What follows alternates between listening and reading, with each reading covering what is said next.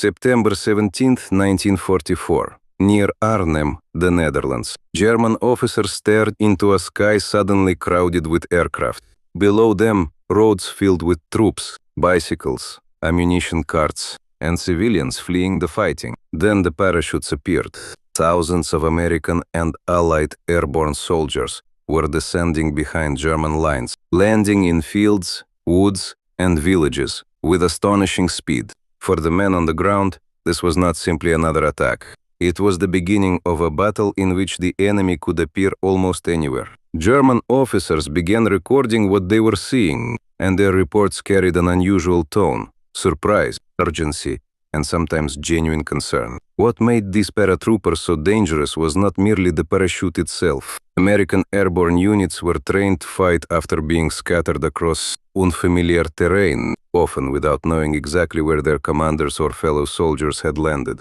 They carried compact weapons, radios, explosives, and the determination to keep moving even when the original plan collapsed. German commanders had expected disorder. Instead, they repeatedly encountered small groups that quickly organized themselves, seized bridges, attacked strong points, and disrupted communications. In the days that followed, the German response became increasingly desperate. At places such as Nijmegen, Eindhoven, and the surrounding Dutch countryside, airborne troops fought against armor, artillery, and infantry, while desperately trying to maintain their fragile positions. German officers began to understand that these were not simply lightly armed soldiers dropped from the sky. They were specialized infantry designed to create chaos deep behind the front and then survive inside it. Yet the most revealing part of the story lies in the German records themselves. Behind the formal language of military reports were men trying to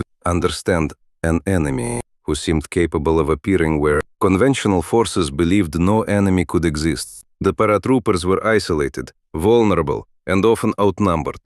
But every hour they remained in the fight created another problem for the German command.